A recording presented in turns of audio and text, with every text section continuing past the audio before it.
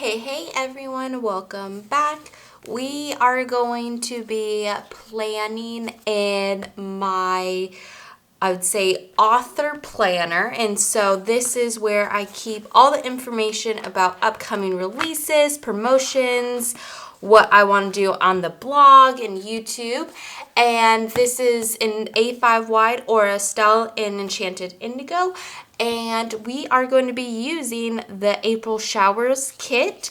This is the mini kit, and I'm just going to do a quick flip through before we get into planning out the week, as well as going to be listening to me talk about a true crime that I thought it'd be kind of fun to talk about while laying down the stickers. And so this true crime is about a romance author who happened to kill her husband. Or so they say. So we're going to get down to the nitty gritty with this planning and true crime video. Hope you guys enjoy. Let's get into it.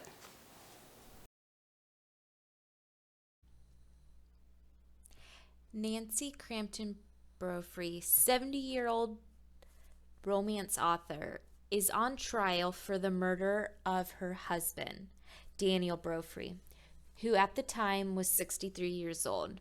They have been married for over 25 years, and so you might be wondering, why now did she kill her husband?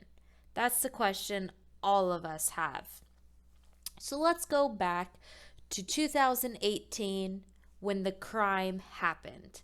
And I'm going to walk you through what I have found from the media news articles while we're planning out the week of May 23rd, 2022. And I thought this would be the best true crime to talk about as the trial is happening right now. So if you're watching this when the video releases, go ahead, Google Nancy Brophy murder trial, and a lot will pop up as we are seeing it day by day as the trial continues. And I'm definitely curious to know what the verdict is, which I think we'll find that she will be convicted. But nonetheless, let's get into this. Daniel Brophy worked at the Oregon Culinary Institute in Portland, Oregon, and it was June 2nd, so it's in the summer term of the school, and it was around 7:30 a.m. He was going to go to work to do the prep. As a chef, especially as an instructor, there's a lot of prep work that needs to be done, such as chopping vegetables, getting everything ready for the students to come, and so he left to go to work. And what we find later is when students are arriving, they find him shot on the ground, have 2 bullet wounds. There is one that pierced the spine and the heart, and the other, I couldn't find where it ended up, but we'll just say he got shot in the back again. He was alone. There was no sign of any robbery as all of his personal effects were still on him. The thing is, there was no camera in the classroom, kitchen, which, I mean, that's reasonable enough. And so it makes you wonder, who killed this guy? And also, to begin with, why would someone want to kill a chef? Like, that's not a high profile job that, people will be after you, because, I mean, you're teaching students how to become chefs. And so it's kind of an interesting one. But essentially, the police, through their investigation, everything was pointing to the wife, which as a mystery writer, yes, the wife or significant other is always the first suspect on the list. And there are a few items that are typically motives for killing, and one of those having to be money. So apparently, there was a $1.4 million life insurance policy out on Daniel Brophy, which means if he happened to die, Nancy Brophy would get that millions, which for someone who was struggling, they weren't, I would say, wealthy. They had some finance issues earlier in the years, and so Daniel had to, I believe, get kind of another side job, and so money was important at this time, especially as they're aging. He was 63 at the time, she was 68, so health issues around Portland's definitely getting more and more expensive, so it all makes sense why money would be a motive. So what the police found out was there is a 13-minute window that traffic cameras picked up on Nancy in a minivan going around the location of the school.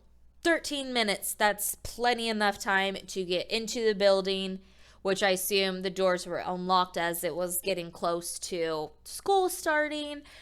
Get in, shoot him 2 times, boom, get out, get to wherever she needs to be in that morning.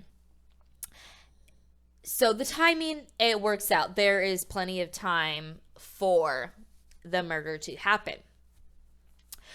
As an author, we do have to do research, and sometimes those researched are not very, I guess, friendly, as you could say. We are, right, Googling how to kill someone. What are the best poisons? I know I had to do that for my last book, as poison was the way that the person died. Don't want to spoil it, but Sticker Sheet Murder is up on Amazon. Courtney Flagg as the author. That's me. So go ahead, hit that up. I'll have it linked down below if you are interested in reading a cozy mystery. Okay, back to Nancy. So she happened to purchase a gun at a Portland gun show. And in Oregon, it's, I would say, easier to get a gun than it is here in California.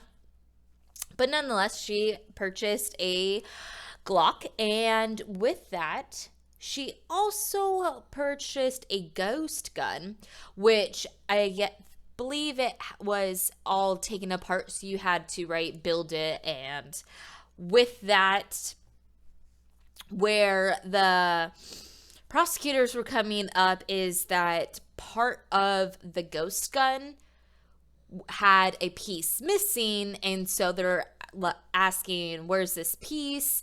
And so it's believed that she took part of the barrel and put it into the purchased gun that she got, so makes it harder to kind of, I guess, track, something like that. But nonetheless, she has a gun, right? And her husband was shot. So right there, you're finding those coincide.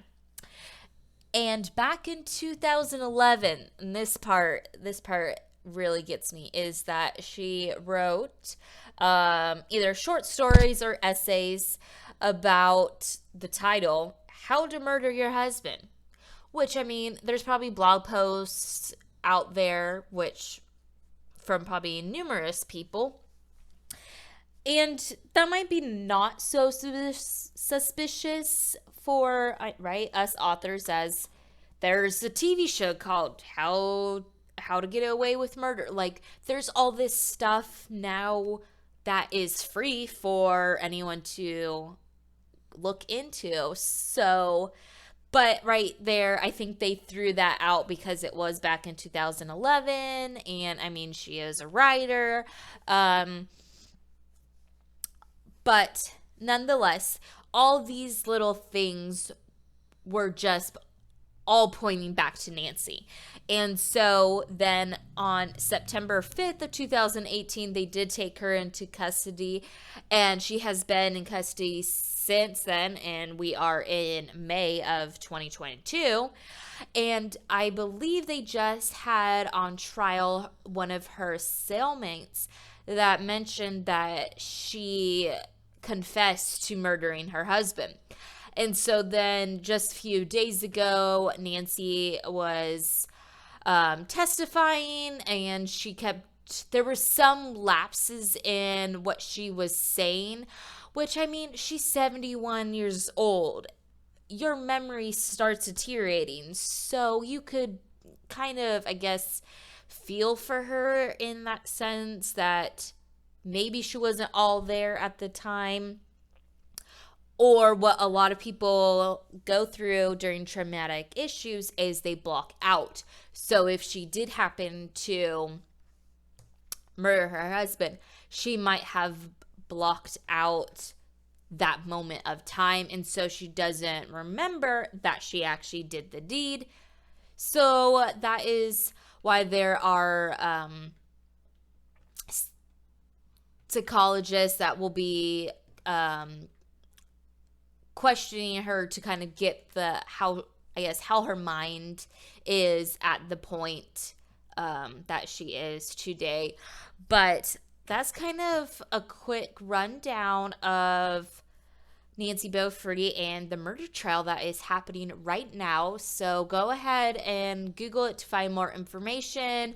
I am kind of putting this together as things are happening, so there might be new information that is released that I haven't stated here. But I mean, this is my first, little planning and true crime video, and I hope you guys kind of like this, because it's really interesting to take a deeper dive into true crime. Love true crime podcasts. So this is kind of like my own little podcast, but we're planning at the same time. So I hope you guys enjoy this, and if you have any true crimes that you want me to talk about while planning, let me know. Leave a comment and I will definitely do that. And I think that is it. So hope you guys have a great week, and until next time, bye.